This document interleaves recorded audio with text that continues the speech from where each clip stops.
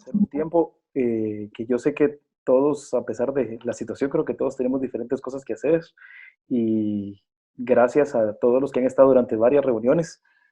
Orlando, la mayoría de los que están aquí es gente que trabaja en iglesias, que sirve en iglesias o que trabajan como técnicos de audio en diferentes áreas. La mayoría son de Guatemala, pero tenemos algunos amigos de Colombia, algunos amigos que están en Massachusetts, en Panamá. Hay un par de amigos que se están conectándose, que están en Madrid, y lo hemos hecho en este medio para que ingresen las personas que estén más interesadas y tratar de resolver dudas y comentarios. Este, por favor, si podemos empezar con usted, creo que sería buenísimo. Usted no necesita ninguna presentación, entonces, por favor. Eh, sí, muy buenas noches a todos. Para mí es un privilegio estar esta noche pues aquí compartiendo con ustedes. Estoy a la orden de todos. Si tienen alguna pregunta que yo pueda servirles, pues de lo poco que yo sé, pues estoy muy dispuesto a poder contestar. Eh, Muchas gracias, Pablo, por la invitación. Estoy muy agradecido. Y ya saben que estoy aquí a la orden, lo que podamos servirle. Excelente.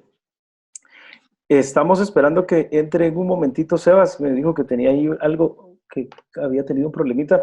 Orlando, una de las cosas que a mí me gustaría empezar de una vez para aprovechar el tiempo y respetar la hora que habíamos acordado es, para mí, el estar involucrado en audio creo que tiene mucho que ver con servir a los que están en una plataforma, a los que nos están escuchando, y creo que ha habido un poquito de confusión en que el que está mezclando quiere hacerlo a su gusto, a lo que él se siente cómodo, y obviamos muchas veces que o nos están contratando, nos están pagando, o decidimos servir no solamente para que lo hagamos a nuestro gusto, sino principalmente con los músicos, con la gente. Desde su perspectiva, ¿qué consejos pudiera darnos para entender quizás esa parte, si es que usted la cree de la misma forma? La primera pregunta que quiero hacerte es, ¿todos los que están conectados son cristianos o hay... No, eh, hay de todo, pero la gran mayoría sí, o son, como les digo, sonidistas de iglesias o técnicos que trabajan para iglesias contratados, y algunos pues son músicos que son líderes de alabanza o sí, pastores de alabanza. sí,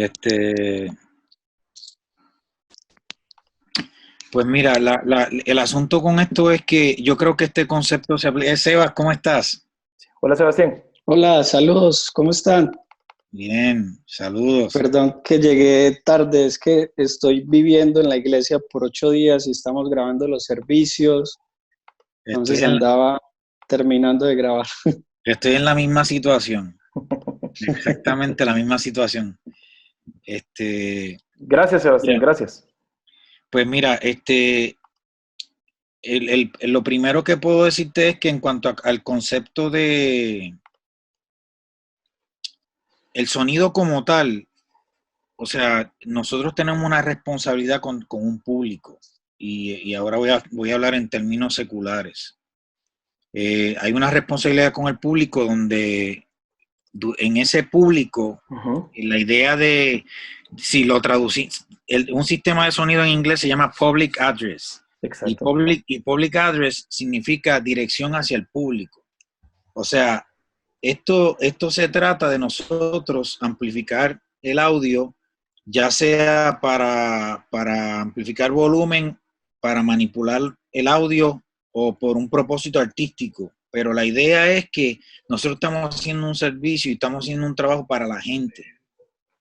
Esto se trata de la gente, no se trata de nosotros, pero más allá de si lo llevamos a términos de lo que dice la Biblia, por ejemplo. Si nosotros vamos a Romanos, creo que Romanos 14:3, no estoy muy seguro, pero pueden después buscar la cita, dice, si la trompeta diere sonido incierto, ¿quién se preparará para la batalla? O sea, la intención del sonido y del audio tiene que ser que haya una definición, que haya un mensaje, que estamos transmitiendo un mensaje, ya sea un mensaje artístico, ya sea un mensaje como sea, pero es un mensaje que estamos transmitiendo. Pues es muy importante que ese mensaje llegue con claridad, con definición, y además tenemos que entender que estamos, en el caso de los que somos cristianos, nosotros estamos trabajando para servir a Dios. ¿Sabe? Esto no se trata de que yo luzca, Esto se trata de que luzca a Dios y de que el mensaje que Dios quiere llevar a la gente, el propósito de la adoración, que es adorarlo a Él, o sea, no es adorarnos a nosotros mismos. La misma Biblia dice que el mismo Jesucristo vino a servir y no a ser servido. Entonces, si Jesucristo, el Hijo de Dios, hizo eso, nosotros, ¿quiénes somos para hacer algo contrario a lo que Él hizo? O sea, mi concepto siempre de mezcla ha sido que yo trato claro, hasta de disfrutar mi trabajo, porque me encanta mezclar, me encanta hacer el trabajo, pero yo tengo que darle al público un servicio de tal modo que cuando la gente salga de ahí haya sido una buena experiencia y no que salgan de ahí diciendo no escucho, tengo el oído dañado a causa del sonido. O sea, uno tiene que amplificar el sonido y hacerlo de tal forma que ellos disfruten la experiencia, porque ellos están pagando por eso. En otras palabras, ellos son los que nos están pagando. Exactamente. O sea, porque si es una cadena, o sea, estoy hablando ahora en términos seculares. Totalmente. ¿Sabes? Si es una cadena, si la gente paga por escuchar un concierto, no salen complacidos, ¿quién queda mal? El artista. Totalmente. Y si el artista queda mal, en ese sentido, nosotros como ingenieros de sonido estamos quedando mal. O sea, porque es una cadena de servicio. Ahora, cuando el artista está contento y el público está contento, yo creo que nosotros deberíamos estar contentos, aunque no hayamos subido el volumen a 110 decibeles, que sería lo que nosotros quisiéramos hacer. Exacto. Gracias, Orlando. Sebastián, fíjate que la pregunta inicial era hablar un poquitito acerca de que yo como técnico no estoy en la consola y no me tienen en la consola para complacer o para hacer lo que a mí me dé la gana, sino respetando lo que me están pidiendo, tratando de tener cómodos a los, tratando de que la gente que esté escuchando esté cómoda, como decía Orlando, no dejándolos sordos después del concierto, sino que generar un ambiente cómodo para los escuchas, enfocados en Así es. no solo dentro de la iglesia, sino que cualquier ámbito, si me están pagando, yo tengo que entregar un buen servicio. Así es. Bueno, otra vez saludo a todos. Gracias por estar allí, por la invitación. Y bueno, la verdad, yo soy como literalmente un gran aprendiz de Orlando. Nos conocemos hace ya varios años. Yo estaba apenas iniciando prácticamente cuando tuvimos la oportunidad de compartir por primera vez, aprender mucho de Orlando, ver, antes de ver como el técnico de sonido, ver la persona que es, y creo que eso me ha enseñado demasiado a mí. Entonces, a raíz de eso he aprendido primero a ser persona antes que sonidista, ¿cierto? Igual somos un equipo de trabajo, no somos las estrellas. Nosotros como sonistas tenemos que entender de que nosotros no somos los que tenemos que brillar, a pesar de que compartimos con los artistas, podemos estar en un camerino con ellos, en el hotel, a veces compartiendo una cena. Eso no tiene por qué desenfocarnos a nosotros del propósito que es seguir sirviendo. Entonces, hablando en el contexto de la iglesia, yo siempre he visto mi profesión como algo de mucha responsabilidad. ¿Por qué? Porque yo considero que, no sé si todos los que están conectados pues somos cristianos o servimos en la iglesia. No todos, pero varios. Algo me lleva. Ok, listo. Digamos que hablando un poquito en el contexto de la iglesia, es un área, o yo pienso que es una de las áreas más atacadas dentro del desarrollo de los servicios de la iglesia, porque el sonido juega un rol muy importante. O sea, el sonidista juega un papel muy importante en la iglesia porque literalmente se convierte en todas las personas que se suben a un escenario. Entonces yo como sonidista soy el pastor, como sonidista soy el equipo de alabanza, soy inclusive el músico que más instrumentos toca al mismo tiempo. Entonces soy la persona que es el que se montar los anuncios, yo me convierto en esa persona. Entonces me encanta cuando la Biblia dice que la fe viene por el oír, ¿cierto? Y cuando uno tiene muy claro ese concepto, creo que cambia por completo el rol por el cual uno es sonidista, ¿cierto? Totalmente. Entonces, literalmente, o sea, creo que lo hemos hablado hoy en varios live que hemos hecho. Nosotros como sonidistas estamos para hacer un equipo con los músicos, somos un músico más, estamos para servirle a los músicos, estamos para servirle a las personas, estamos también para detectar qué se está moviendo en el ambiente. Digamos, eso es muy clave, muy fundamental. No es lo mismo mezclar en La Paz, Bolivia, que mezclar en República Dominicana.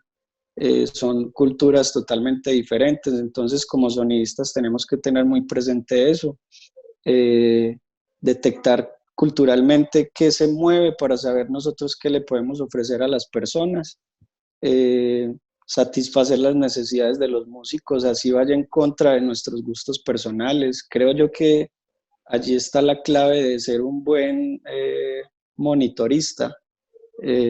Orlando, que ha trabajado también con algunos artistas, sabe que hay algunos que nos piden unas mezclas en sus monitores bien extrañas, que uno dice, ¿cómo hace para solamente guiarse con la voz, con los agudos a tope y un poquito el clic y nada más? O sea, eso dentro de la lógica de la técnica, uno es como, oh, es imposible, o sea, no hay nada.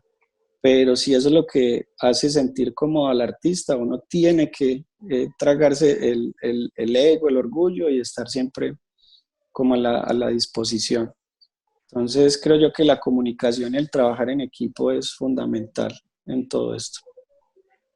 Algo que me llama mucho la atención de los dos, y creo que Orlando ha inspirado a un montón, a muchos de nosotros, por su forma de vivir y por muchas cosas que hace, que comparte. Yo siempre cuando veo que comparte algo trato de leerlo, porque no está hablando solamente de un tema de audio, sino tratando de hablar de varias cosas que creo que son muy importantes. Y antes de pasar a preguntas más técnicas, me gusta mucho lo que está diciendo Sebastián, lo que decía Orlando, que hay que tragarse a veces un poquito el orgullo de yo como técnico, decir, no, es que tu mezcla es fatal, pero si eso lo hace sentir cómodo a él, ¿para qué yo voy a inventar o voy a tratar de hacer algo que no me están pidiendo? Y creo que yo que ese es el gran problema de muchos cuando empezamos, que tratamos de hacer algo para que nos sintamos bien, o pido una técnica y la quiero implementar, y si no la implemento en ese momento me siento mal.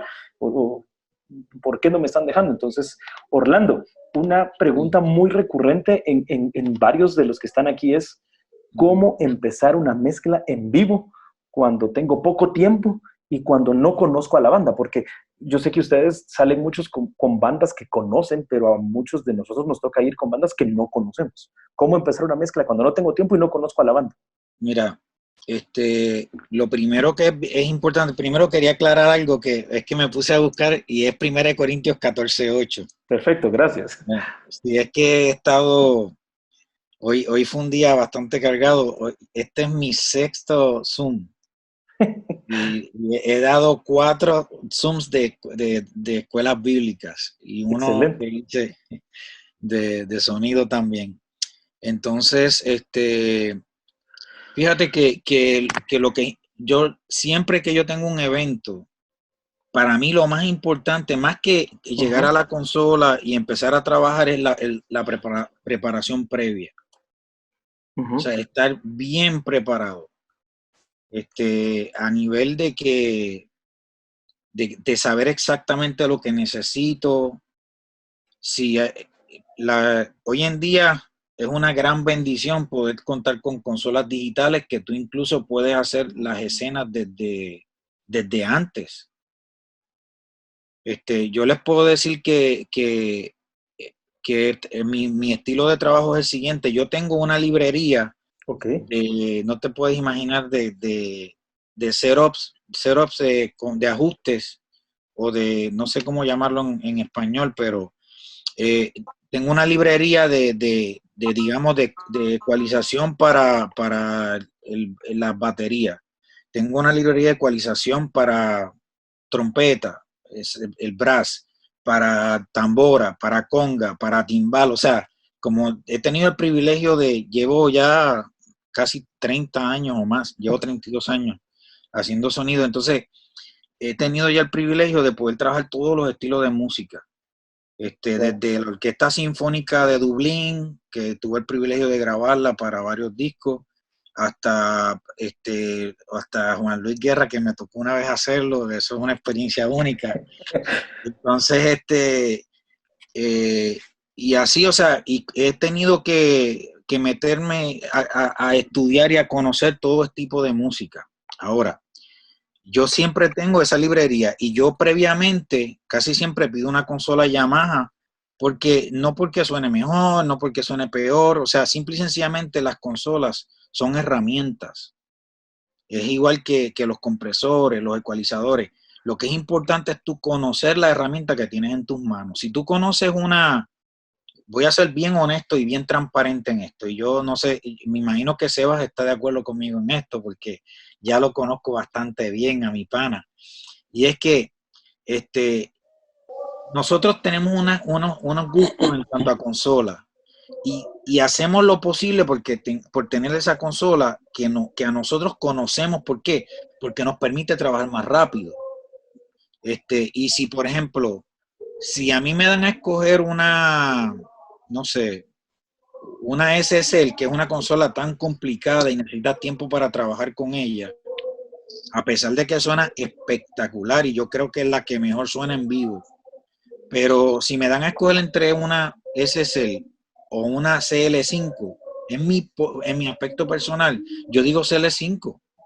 Especialmente, ahora, si voy a tener todo el tiempo del mundo, digamos, voy a tener un día de soundcheck, no, yo pido la SSL y de una vez la aprendo. Pero, y claro está, y también pido un técnico que me ayude, un técnico que la conozca, que lo que yo le pida a él pueda responderme. Pero generalmente yo a veces, podríamos llamarlo que yo, no soy tan exigente con la calidad de la consola como lo soy de la herramienta de la consola. O sea, de yo conocerla, de yo saber si me sucede esto, qué es lo que yo voy a hacer. Y trayendo el ejemplo que tú me dices de que en caso de que haya una banda que tengo que trabajarla y no tengo tiempo, yo como lo hago es, si ya vengo con la escena, o sea, ya trabajo sobre la escena, me encargo de ajustar rápidamente los preamplificadores para que no haya distorsión, tratar de estabilizar la preamplificación, y de ahí en adelante yo parto poco a poco. O sea, para mí lo más importante es el flujo de la señal. Lo más importante es mantener unos niveles saludables en la consola, y de ahí en adelante yo partir para hacer mezcla, porque después que tú tienes un buen sonido en la tarima, una buena banda con buenos instrumentos, tú llevas ese fade de la Unity Gain y tú le das una buena preamplificación, ya tienes un punto de partida muy bueno. Digo, no sé si me estoy explicando, pero sí. Es una muy buena base para uno partir de ahí. Y ese es el proceso que yo hago en caso de una emergencia. Cuando me dicen a mí, aprieta este botón que es una emergencia, pues yo lo que hago es que llevo todos los faders a Unity Gain, comienzo a ajustar la preamplificación, rápido ajusto los paneos, los panoramas, el pan, luego ajusto los low cuts donde lo lleve, y de ahí en adelante comienzo a trabajar. Excelente. Una cosa que me gustó de lo que decías, estuvimos en un evento hace unos meses y tienen una Digico en la iglesia y el muchacho nunca la había usado, entonces dijo, voy a llevar mi consola, llevó una X32 y todos los de la iglesia, ¿por qué quitó la Digico y puso la X32? Y fue muy sencillo, es decir, la conozco, la otra no la sé usar, no tengo tiempo. Orlando, ¿qué nos pudieras decir de eso? ¿Cómo empezar una prueba añadiendo algo a lo que decía Orlando? No tenés mucho tiempo, ¿qué puedes recomendarle a nuestros amigos?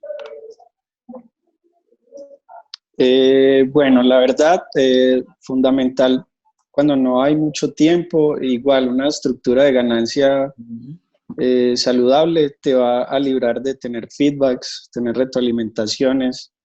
Lo que más les recomiendo es, si no hay tiempo, no se pongan a inventar que hacer una compresión paralela y después que enviar esto por allí, después retornarlo por acá y esto no. Primero, lo más básico, estructura de ganancia, apliquen filtros en la ecualización. Muy importante que conozcan lo que van a amplificar. O sea, si bien no saben qué es no conocen la banda, al menos que sepan qué van a amplificar, o sea, qué formato. Si es una trompeta, entonces ya ustedes se dan una idea de más o menos cuál es el rango de reproducción de frecuencias de la trompeta y ya mentalmente saben dónde pueden ubicar un filtro de pasaltos para ir limpiando, igual con una voz, si es masculina, si es femenina. Si tiene monitores de piso, pues ya saben que una buena estructura de ganancia los va a librar de tener problemas. Yo la verdad, yo no me complico, trato de no complicarme. O sea, desde que yo tenga claro dónde están mis inputs, no me pongo a inventar que hacer rutas extrañas, no. O sea, que suene, se entienda y eso te va a tardar una o dos canciones, ubicarte bien en la consola y hacer bien la estructura de ganancia. Y a partir de la tercera canción aproximadamente ya va a ser mucho más fácil ahí sí como enviar hacia un efecto, tener una reverb general quizás para toda la mezcla si no te da tiempo de setear una en específico para cada cosita. Pero desde que tengas claro qué vas a amplificar, tengas claro dónde están tus inputs y hacia dónde vas a salir, yo creo que lo puedes lograr. Buena estructura de ganancia, créanme que nunca les va a hacer un feedback. Excelente. Y quisiera añadirle algo más a lo Por que favor. muy bien dice Seba, y es que él lo dijo en una forma muy elegante, la estructura de ganancia, y precisamente a eso es que me refiero cuando digo del ajuste de la preamplificación.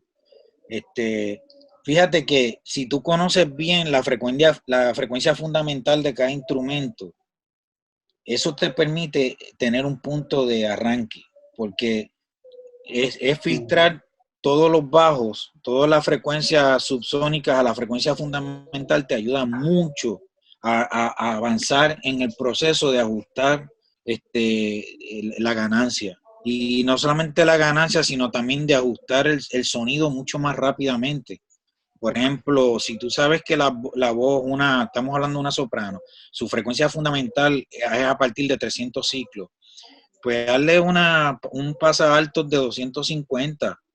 O sea, te vas a economizar mucho dolor de cabeza, pero es bien importante que previamente tú estudies y te aprendas cuáles son las frecuencias fundamentales de las voces, cuál es la frecuencia fundamental, por ejemplo, del snare, del bombo.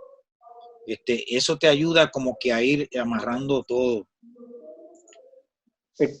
A mí me parece súper, súper interesante lo que los dos decían, y una de las preguntas fundamentales y quizás más repetidas en todos era justo lo que decían, estructura de ganancia, porque ha habido mucha información en estos días, pero a veces se menciona y se menciona. ¿Qué podemos decir o qué pudieran decirnos ustedes dos de un par de tips de cómo manejar esa estructura de ganancia? Bueno, particularmente hace un par de semanas con Orlando tuvimos el privilegio y otro amigo que vive allí en Estados Unidos, nos dieron una cátedra de estructura de ganancia que fue maravilloso, y poderlo explicar de una forma muy sencilla es literalmente mucho más maravilloso porque digamos uno a veces lee o escucha información y uno no entiende. Y lo digo personalmente porque muchas veces leía el concepto, pero decía, ¿y entonces qué es la estructura de ganancia? Pero básicamente, yo sé que Orlando nos va a complementar muy bien, pero para que tengan presente lo más fundamental y lo más básico, como yo lo veo, es, digamos, antes de entrar a la consola, ustedes vamos a amplificar una señal de audio, ¿cierto? Que nos viene de la tarima. O sea, tenemos un micrófono, el micrófono nos va a capturar una señal acústica que va a ser transformada en impulsos eléctricos a X intensidad, ¿cierto? Eso va a ir por un cable, va a viajar por un cable, X distancia, va a llegar a la consola, y algo que se tiene que, digamos, ser muy conscientes es de que el primer proceso que le aplicamos a una señal de audio se llama la preamplificación. O sea, no es la ecualización, no es la compresión, no es el plugin que está de moda, no es nada de eso. Lo más importante es la preamplificación, es cuando esa señal de audio entra a nuestra consola y llega a un circuito que es el que nos va a llevar ese nivel X a un nivel Y mucho más alto, dependiendo qué tanto lo vamos a levantar. Y allí empieza básicamente la estructura de ganancia. Entonces, si tú entras a este nivel, tienes que fijarte cómo estás saliendo de ese mismo canal, cómo lo estás entregando al máster. Entonces muchas veces pasa que entramos al canal en este nivel y al máster lo entregamos a este nivel. Entonces ya estamos irrespetando totalmente la estructura. El otro de los casos muy comunes es que como a veces sobreecualizamos o sobrecomprimimos, entramos a este nivel y entregamos al máster este nivel. Entonces mire que en ambos casos tenemos un exceso de, digamos, de decibeles y en otro caso tenemos pérdida, que es la estructura de ganancia. Si yo entro a este nivel, no importa los procesos por los que lleves después esa señal de audio, tú deberías de entregar al máster el mismo nivel. Entonces, eso es lo más básico que yo les podría explicar de estructura de ganancia. Entonces, si entran a un compresor a este nivel después de la preamplificación, si ustedes están comprimiendo 3, 6 dB, tienen que fijarse que en los medidores del compresor estén saliendo al mismo nivel. Normalmente si comprimimos 6 dB, te va a entregar este nivelcito más abajo, lo compensas. Vas a un ecualizador, entonces quitas muchas frecuencias, vas a perder ganancias, pues vas a perder decibeles. Entonces compensas a la salida. Entonces vas a tener siempre un nivel muy constante en todos tus canales. Yo sé que Orlando nos puede complementar mucho más allí. Yo siempre miro lo de la estructura de ganancia. Para mí es como que mientras, una manera de yo definirlo en una forma así criolla, como decimos en Puerto Rico, es que la señal que estoy capturando a través del micrófono, yo tratar de llevarla hasta el parlante lo más fidedigna posible. Para mí eso es estructura de ganancia. O sea, y la manera de hacer eso es, lo primero es que el primer punto es más importante para mí, punto es el punto de entrada. ¿Sabe qué micrófono yo escogí para eso? La sensitividad del micrófono. Si ese micrófono es capaz de soportar la presión que emite el instrumento. O sea, la cualidad sónica de ese micrófono, la respuesta de frecuencias, el patrón de captación, todos esos son detalles que a la hora de tú escoger el micrófono, para mí es lo más importante.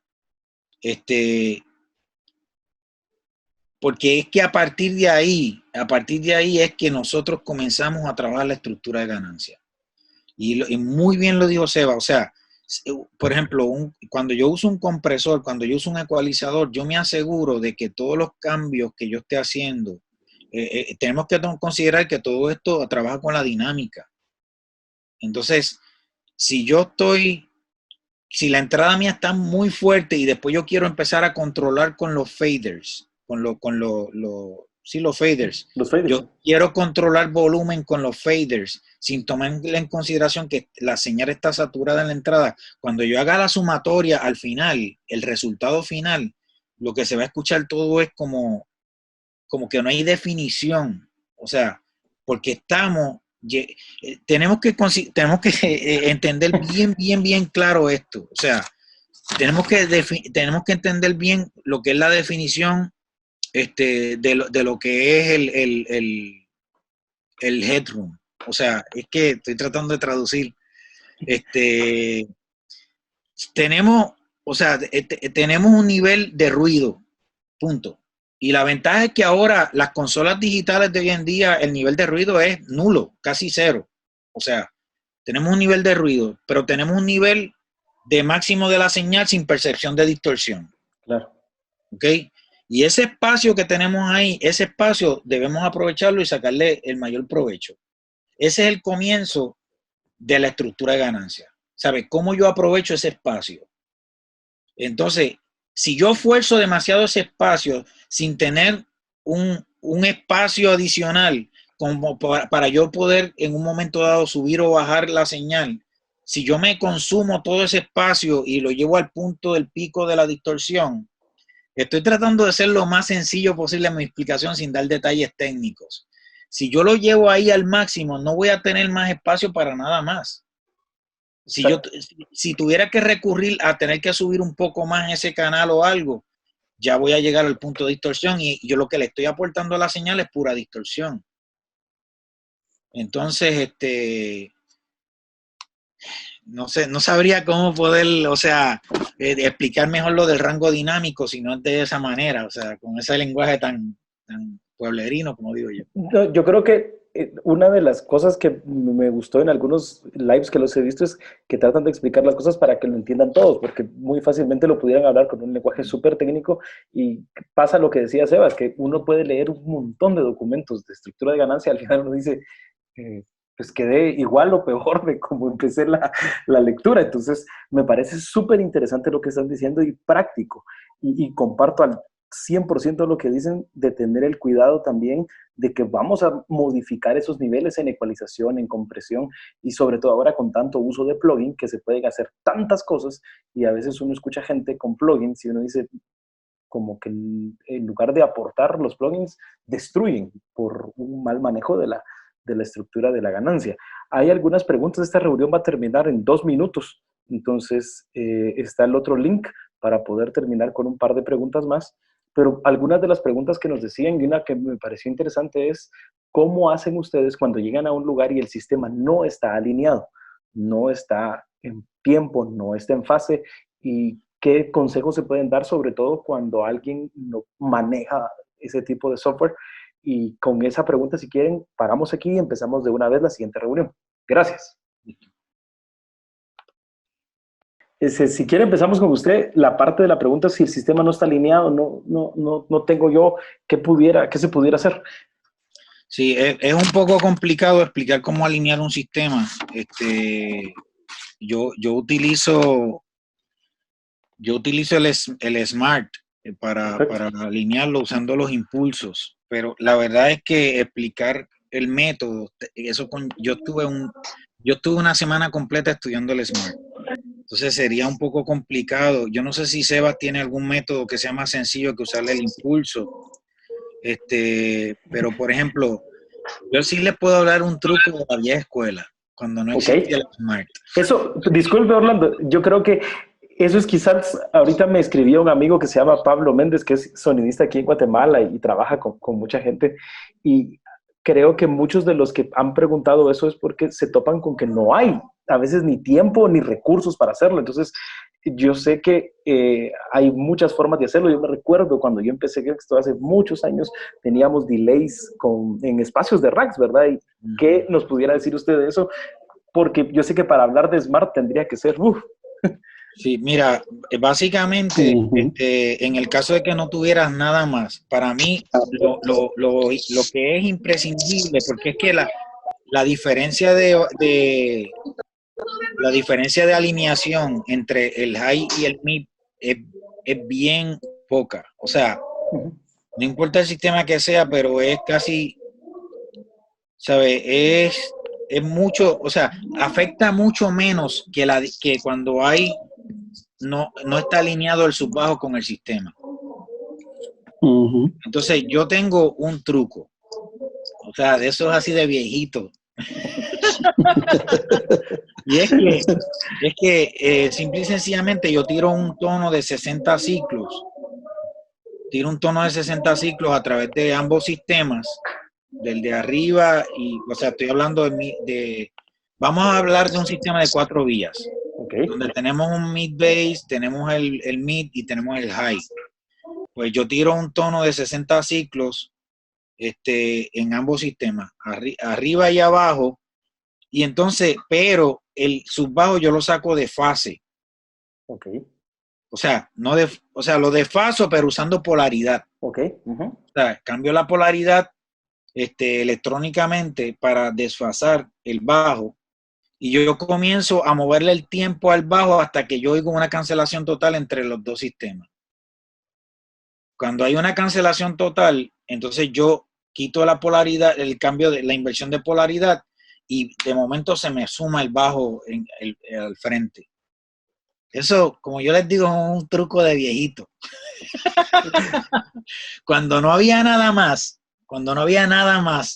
para alinear el sistema, yo siempre tenía en un iPod Ok. que ya yo tenía iPod para ese entonces, tenía unos tonos. Y entonces yo usaba esos tonos para alinear los sistemas. Excelente. A veces me resultaba bastante chévere cuando en los puntos de convergencia del crossover, que es donde más problemas daban los sistemas antes, Ujú. o sea, los crossover eran, no eran digitales, sino que Exacto. eran análogos. Entonces, el ajustar los puntos de convergencia que no hubieran desfase era bien problemático. O ajustar los puntos de convergencia donde yo puedo sacarle el máximo de provecho a un parlante, sea el high, el mid o el bass. Ok, Entonces, ya ese tipo, yo lo hacía más con el oído. perfecto. ¿Sabes?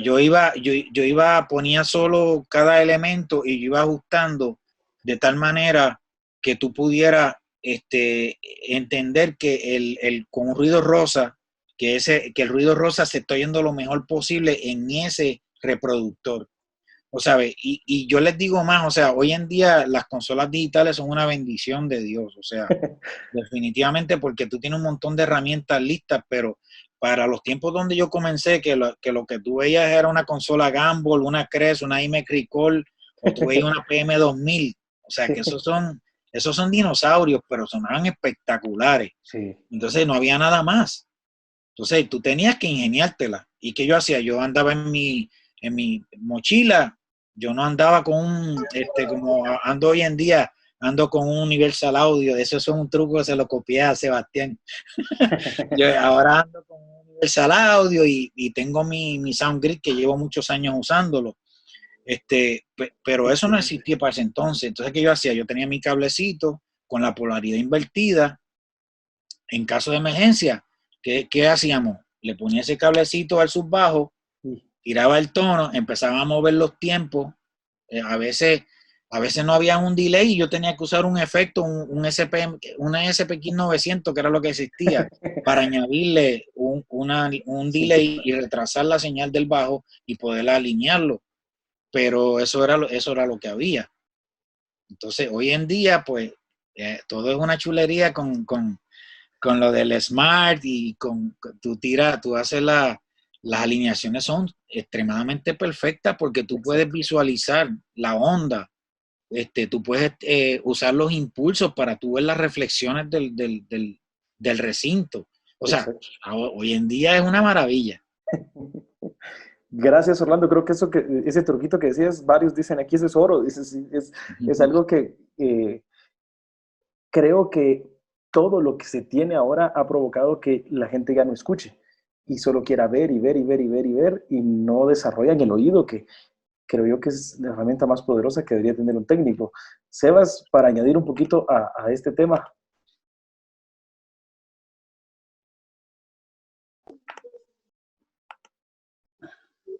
¿Ahí me escuchan? Sí, Sí.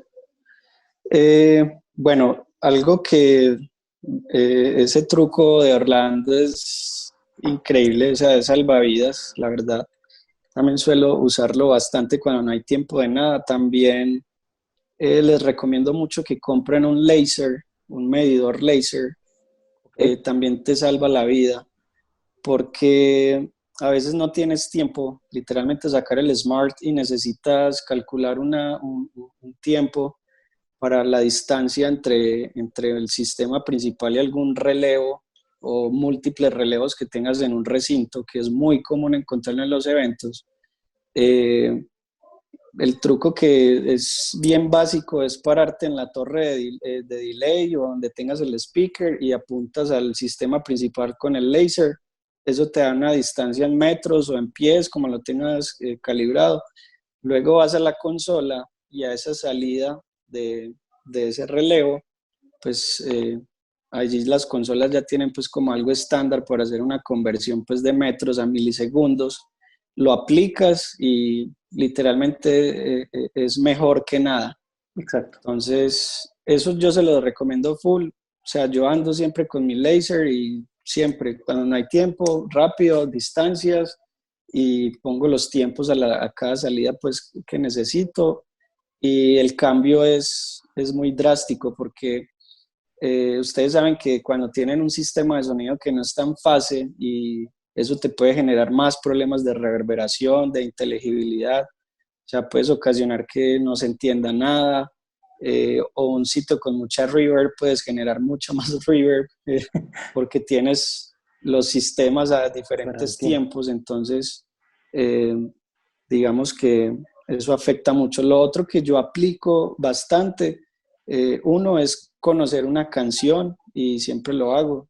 Conozco una canción que me gusta, cómo define los subs, cómo tiene la presencia de la voz y cómo define el high-end, la pongo y cuando no hay smart para hacer nada, escucho demasiado el recinto. O sea, escucho cómo se comporta el sistema de sonido en el recinto. Entonces, en base a eso, empiezo a detectar qué resonancias está exagerando mi sistema de sonido con relación al recinto. Entonces, identifico las frecuencias puntuales y yo sé que cuando ya estudiamos Smart, lo primero que nos enseñan es cuidado con los notch filters porque eso genera giros en la fase y no sé qué, pero a veces en las situaciones más complicadas son nuestros mejores amigos. O sea, hacer notch filters en las frecuencias más problemáticas te va a ayudar a que tu sistema de sonido no siga excitando más lo que ya el recinto por naturaleza tiene. Entonces yo soy uno que si estoy en un lugar muy complicado, excito muchas frecuencias, identifico problemas, las atenúo hasta donde mi oído considera que ya no va a ser tan problemático, obviamente teniendo mucho cuidado y dependiendo de lo que estoy cortando, ustedes van a ver lo que les decíamos ahorita, la estructura de ganancia. Siempre trato de compensar. Todo lo que estoy atenuando lo compenso en otras etapas de la cadena y eso te va a dar mucha más claridad al sistema de sonido. Entonces, y con el tema de Smart, lo que más les puedo recomendar es que estudien, porque, o sea, yo he hecho un par de cursos y a pesar de hacer los cursos, pues sé lo más básico. O sea, no soy experto en Smart, no les voy a decir que yo soy el gurú porque estudié, no. O sea, estudié para entender lo más básico, ¿cierto? Para poder interpretar bien una gráfica de fase, para poder calcular bien un tiempo, poder interpretar las reflexiones, pero hasta ahí yo puedo desempeñarme muy bien. Entonces, no me voy como hacia lo más experto porque considero yo que como técnicos tenemos que aprender de todo. Yo digo, siempre recomiendo es que aprendamos de todo lo básico, aprendamos lo básico de RF, aprendamos lo básico de alineación de equipos, aprendamos lo básico de electricidad, aprendamos lo básico, ¿cierto? Donde podamos solucionar problemas, pero también nos apoyemos de los expertos. O sea, por ejemplo, si mi fuerte va a ser la mezcla, listo. Entonces voy a ser experto en mezcla, pero sé lo básico de las otras áreas. Es lo que más les puedo recomendar. Perfecto. Eso que decías de láser creo que resuelve súper, súper bien. Y en un Zoom que hacíamos hace unos días, yo les decía que si multiplican la cantidad en metros por 2.95, eso ya lo tienen en milisegundos y lo pueden colocar. Entonces, a mí me ha funcionado mucho llevar un láser, si no hay tiempo de Smart, multiplicar el resultado en metros por 2.95 y con eso se pueden solucionar un montón de problemas, sobre todo con front fields, delays y toda esa parte. Orlando, hay algunas preguntas que han estado llegando y también Sebastián, y una de las preguntas es ¿qué hacer con el monitoreo de piso cuando los lugares son pequeños y no podemos tener in-ears, no podemos tener ningún sistema de monitoreo personal, sino debemos de usar monitoreo de piso? ¿Alguna recomendación, algún tip de esos tips, de ese tip? Bueno, fíjense que yo creo que la parte más importante de esto es establecer un balance de comunicación y de acuerdo con los músicos. Porque es que si nosotros logramos ese balance entre el volumen de la tarima con el volumen de la casa, la inteligibilidad del sonido va a ser mucho mejor. O sea, ¿a qué me refiero? Si el guitarrista tiene el volumen de su guitarra muy fuerte, quiere decir que el resto de la banda en la tarima va a tener que subir volumen. Quiere decir y me he dado caso de guitarristas, por ejemplo, que tienen el volumen del amplificador súper fuerte y sobre eso me están pidiendo más guitarra en el monitor. Pero yo lo que hago, lo que yo siempre he hecho y a mí me ha funcionado más que cualquier herramienta en cuanto al sonido, es la comunicación con los músicos y la amistad. ¿Sabes? Porque he llegado ya al punto, por ejemplo, ahora mismo estoy trabajando con quien más bueno, ahora mismo estoy en el estudio trabajando casi todo, pero con quien más trabajo así en vivo, ahora mismo es con Marcela Gándara, que salgo de vez en cuando. ¿Y qué pasa? He establecido unos lazos de amistad con los músicos tan increíble. Yo me considero parte de la banda. Y yo no tengo ningún temor de decirle a ellos, mira, tú podrías por favor bajar un poquito el volumen del bajo. Es más, hemos llegado a trabajar de tal forma tan increíblemente que hemos logrado quitar los amplificadores de la tarima en un momento dado. Claro, sin faltar el respeto ni la consideración a lo que es el gusto musical del músico.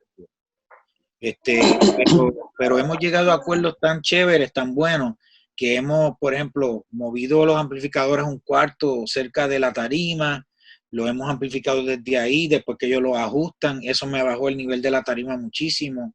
Todo el mundo con in-ears, bueno, me estás hablando del caso cuando no hay in-ears, No, pero perfecto. Lo que es importante es que haya un balance dentro de la tarima, y yo lo que hago personalmente es que yo me paro en la tarima a escucharla. Okay. O sea, yo no me quedo en la consola. Y digo, si tú no tienes in-ears, y es una iglesia pequeña, lo más probable es que tú tienes que hacer monitores y todo desde la casa. Entonces, si ese es el caso, mira, ajusta y párate en la tarima. Si tienes una oportunidad de tener un iPad y hasta la X32, tú puedes ajustar con un iPad, vete a la tarima y escucha. Y llega a un nivel donde los músicos se sientan bastante cómodos, que haya cooperación de parte de ellos, pero a la misma vez tú puedas trabajar cómodo en la casa. Otra cosa es, si tú tienes una batería en una iglesia pequeña y se escucha fuerte la batería como tal, yo uso el sonido para balancear lo que falta. Okay.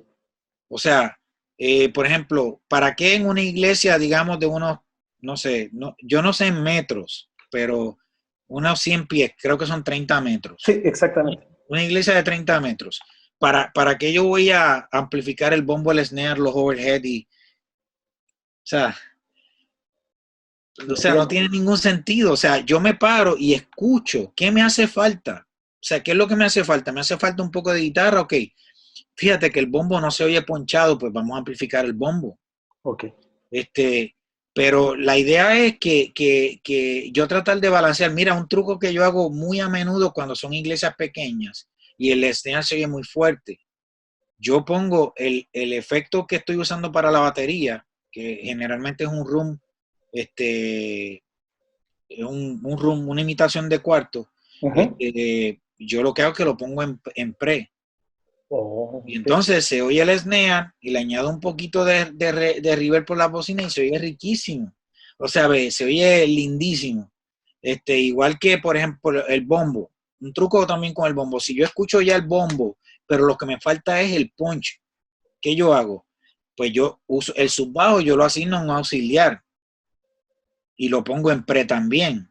Y entonces, en vez de subir el volumen del bombo completo, pues si yo lo que quiero es profundidad, añadir profundidad, que es lo que se me está perdiendo en el recinto, pues yo le doy un poquito de toque en el subbajo. Pero la idea es establecer un balance entre lo que estoy escuchando y la definición de los instrumentos, y para que volvemos a lo mismo. O sea, esto no se trata de mí. Si por mí fuera, yo amplificaba todo y todo en 110 decibeles y a gozar todo el mundo, pero no es así. O sea, especialmente en las iglesias. Por ejemplo, yo he hecho de todo conciertos. O sea, yo he hecho conciertos de reggaetón, he hecho conciertos de música clásica, de salsa, que en lo que yo empecé fue en salsa y en merengue, haciendo salsa y merengue. Entonces, y música rock metal. O sea, entonces, ¿qué pasa?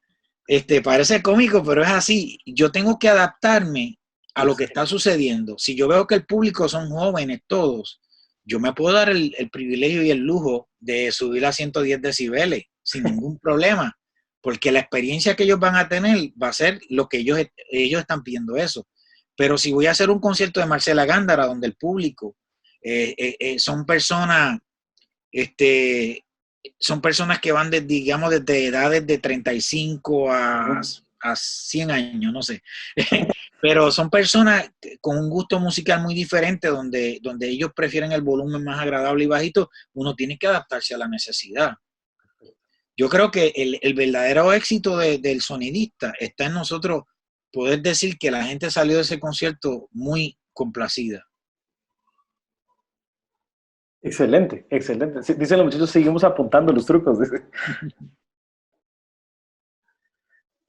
Sí, bueno, lo que yo más les recomiendo, particularmente para las iglesias, sobre todo pequeñas, lo más importante es que los sonidistas hagan equipo con sus músicos, es lo más importante. ¿Por qué? Porque si hacen equipo, tú vas a entender las necesidades de tus músicos, pero vos como sonidista vas a poder transmitir las limitaciones que tienes como sonidista con el equipo de audio que tienes en tu iglesia. Muchas veces yo he visitado iglesias donde los músicos no tienen ni idea que no hay monitores para suplir la necesidad o no hay auxiliares para hacer una mezcla aparte para cada persona, ¿cierto? O hay otros que no entienden qué es eso. Entonces, digamos que se crean muchos conflictos por la falta de comunicación. Entonces, cuando partes de esa base, puedes empezar a tomar decisiones. ¿Cuáles son las decisiones más importantes para un lugar pequeño? Es controlar, y lo que decía Orlando, tomar el balance del escenario es muy importante. Controlar el exceso de ruido es súper importante. Si tienes una iglesia pequeña y una batería sin controlar el exceso de decibeles, pues va a ser muy difícil con 2 monitores de piso de 12 pulgadas competir contra el SPL de una batería, ¿cierto? Tanto para el front of house como para monitores va a ser muy difícil. Entonces es explicarles eso a los chicos de la alabanza, a los músicos, darles esa educación de que, o sea, competir entre todos en un escenario, pues va a crear un caos para el front of house. Entonces, controlar todos los excesos de SPL que tengas en la tarima con soluciones prácticas, o sea, si el caso fuera de la batería, diseñar una cabina que pueda reducir ciertos decibeles, si tienes unos amplificadores muy fuertes en el escenario, pues tratar de buscar la manera de crear un cuarto para los amplificadores. Eso te va a ayudar a mermar el exceso de SPL y vas a poder aprovechar ahí sí los monitores de piso.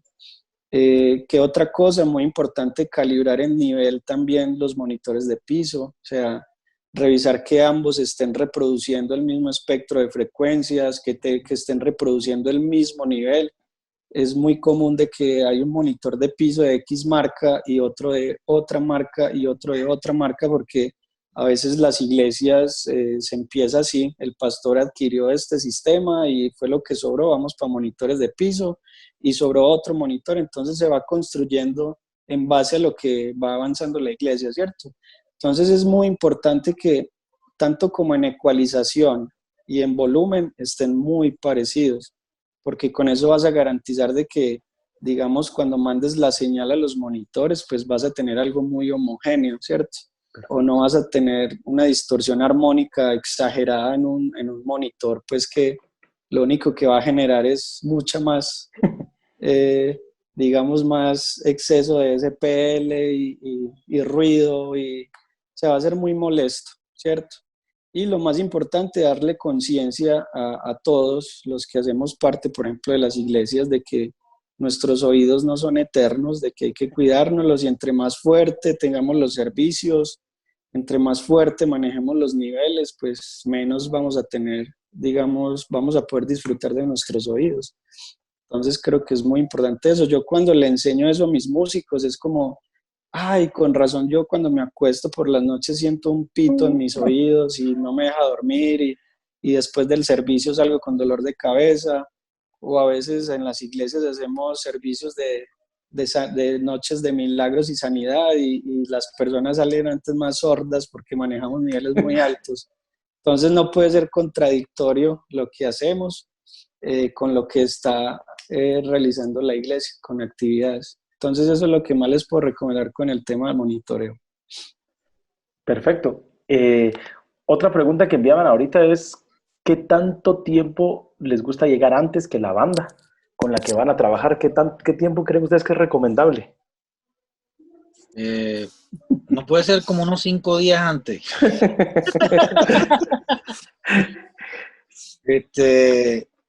Yo he tenido el privilegio de trabajar con Sebas varios proyectos muy chéveres, muy buenos. Hemos estado juntos trabajando y Sebas tiene conocimiento ya de cómo yo trabajo eso. Y es que mientras más temprano, mejor. ¿Sabes?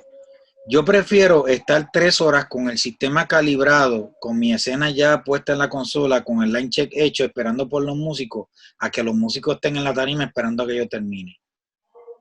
O sea, no hay nada más satisfactorio que tú estar totalmente preparado para decirle al baterista, ve a tu batería y dale. O sea, mira, el Señor me ha dado el privilegio de hacer discos en vivo. Hemos trabajado muchos discos en vivo. Y discos, te estoy hablando de producciones, o sea, grandes.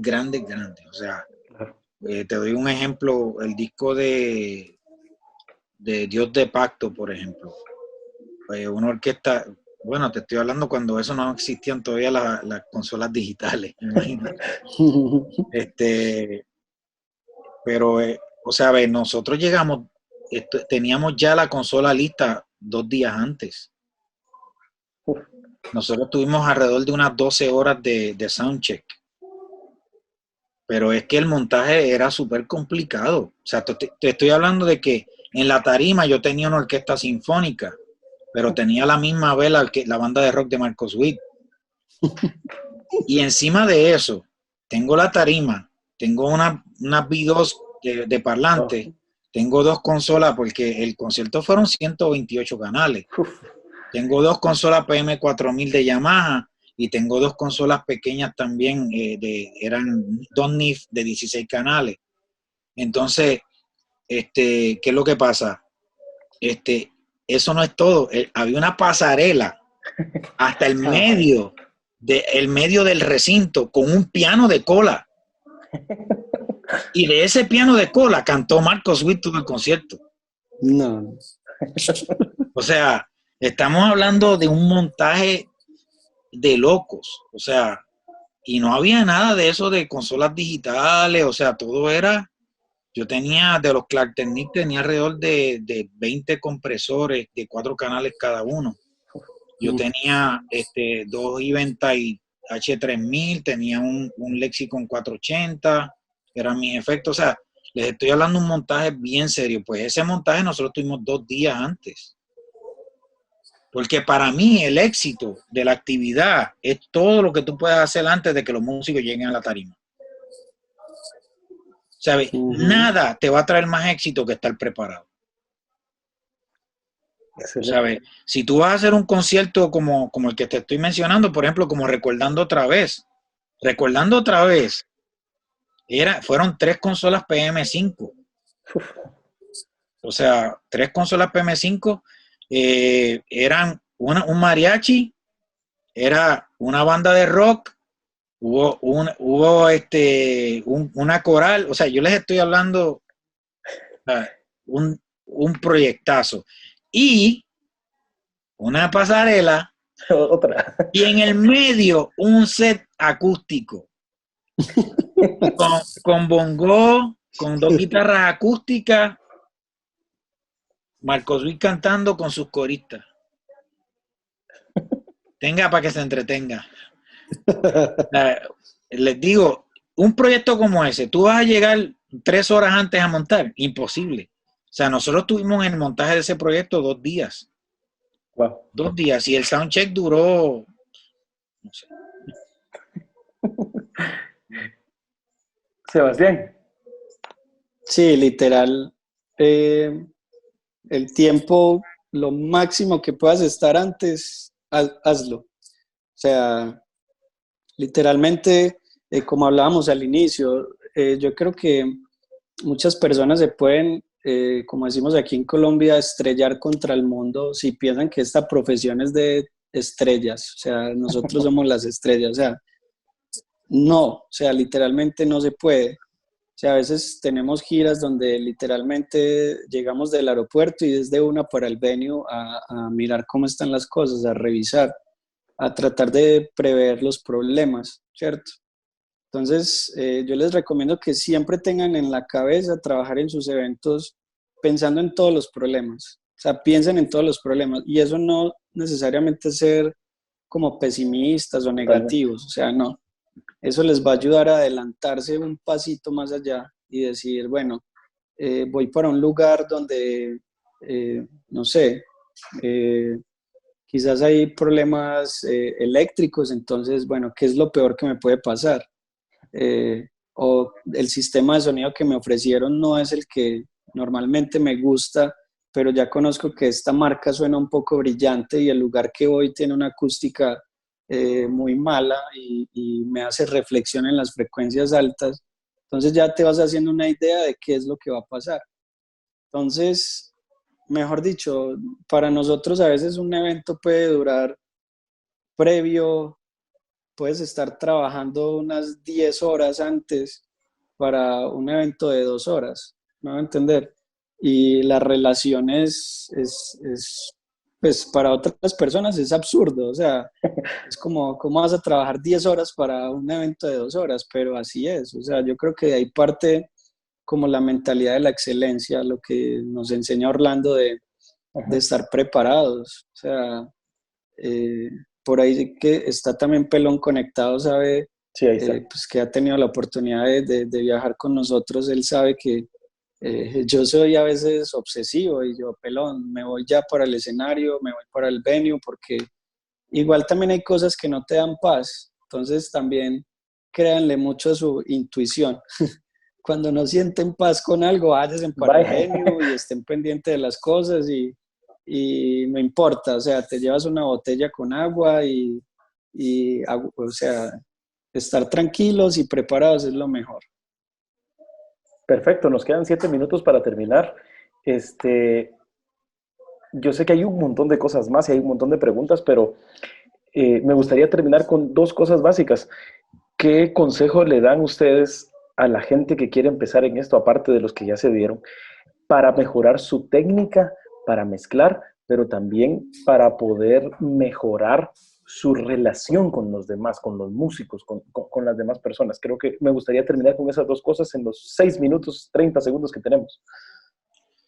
Fíjate, le puedo dar dos consejos. Lo primero es que si ustedes entienden muy bien que el músico siempre tiene la razón, o sea, van a ser mucho más condescendientes con ellos. O sea, quizás ellos no tengan la razón en un momento dado, pero si ustedes toman la actitud de por lo menos poner en duda, darle el beneficio de la duda a lo que él está diciendo y tratar de ponerse en su posición, eso nada más va a ayudarlos a ustedes un montón. Muchas veces, y se los digo porque el Señor, Dios tuvo que estrujar mi orgullo muchas veces en cuanto a eso, de que el músico me decía, mira, pero es que no oigo, pero es que no oigo, pero es que no vas a oír si tengo, ya el volumen está puesto y cuando voy, tienen razón, el monitor estaba apagado. O sea, y muchas veces nosotros no nos ponemos en la posición de ellos. Yo siempre acostumbro ir y me paro y escucho lo que ellos están escuchando. Y siempre si estoy haciendo, por ejemplo, en el caso de que yo esté haciendo los in-ears a la misma vez que hago la casa, que se ha dado el caso de que he hecho una grabación en vivo, más los in-ears, más los monitores de piso, más la casa, o sea, se ha dado el caso, pero yo siempre trato de escuchar lo que el músico está escuchando. Y no escucharlo desde el front of house o Ok, desde la posición de monitores, sino escucharlo desde donde él está parado, porque hay interacción de muchas cosas en ese punto donde él está. Me sucedió en una ocasión donde un músico me decía, pero es que no oigo el monitor. Y es que lamentablemente uno de los monitores tenía un problema de que estaba invertida la fase, la polaridad. No se habían dado cuenta en uno de los cables de micrófono y en el punto donde él estaba parado no se oía nada y era cierto, pero yo me paraba al lado de él y escuchaba perfectamente bien.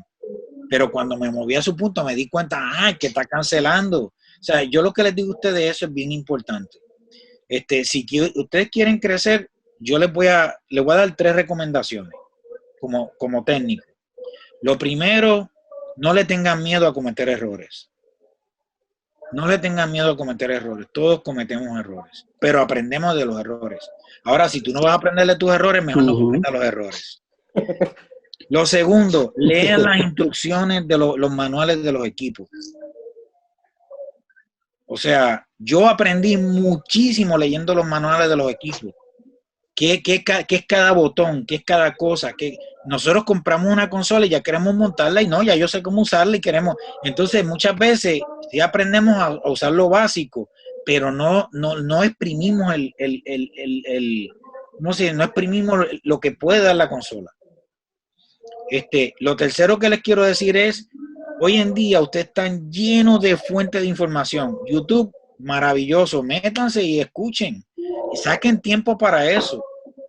Y lo último, escuchen buena música. Y buena música es toda. ¿Sabe? Hay música clásica increíble, pero también hay reggaetón muy bueno. No se limiten no se amarren a una cosa nada más, sino que escuchen de todo. Gracias, Orlando, de verdad, muchas gracias. Sebastián. Bueno, aquí rápidamente tratar de complementar lo de Orlando, porque igual sigo aprendiendo demasiado de él y cuando él empezó en sonido, yo apenas creo que estaba en planes de nacer. Entonces siempre, como que yo darles un consejo es como tratar de complementar cositas que también he aprendido mucho de él.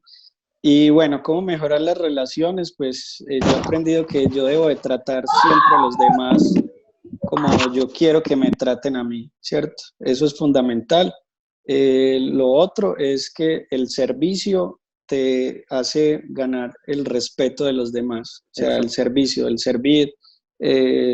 Si el cantante tiene sed y en nuestra capacidad está de llevar un vaso con agua, o a los de la compañía de sonido que a veces están trasnochando y nosotros en el catering tenemos comida y podemos llevarles comida, hagámoslo. O sea, eso no nos va a hacer menos personas, sino nos va a hacer, digamos, ganar el respeto de los demás y vamos a generar mejores relaciones para trabajar. Y lo otro que les puedo recomendar es que el conocimiento te da credibilidad. O sea, si no hay conocimiento, no puedes aspirar a que puedas tener la credibilidad de tu músico. Entonces, y compartir mucho con los músicos, o sea, relacionarte con ellos, salir con ellos, salir a comer. Si estás en la iglesia y puedes compartir con ellos, salga, o sea, veas en videos de música. Algo que a mí me encantó cuando estaban empezando en la iglesia era que yo me iba músico por músico y tenía semanas donde solamente estaba con el guitarrista eléctrico y que él me explicara qué era todos esos aparaticos que él usaba en una pedalboard. O sea, yo no tenía ni idea que era un overdrive, ni una distorsión, ni un delay, nada. Y el guitarrista en su lenguaje me explicaba y yo empecé a entender para qué usaban cada una de las cosas. Entonces, cuando yo conozco lo que está usando cada uno de mis músicos, eso me da criterio para poderle aportar algo, ¿cierto? Entonces, yo les puedo complementar eso para aprender a mezclar. Yo creo que cada experiencia le enseña a uno algo nuevo, ¿cierto? Yo puedo decir que ahorita no soy el mejor que mezcla, pero si me miro atrás, unos años atrás, puedo decir que hasta el día de hoy he podido dar pasos, ¿cierto? Entonces, y tener referentes, es muy importante. Tengan referentes, inspírense en personas que ya han caminado más que uno. No solamente se inspiren en los equipos que tienen estas personas, sino que se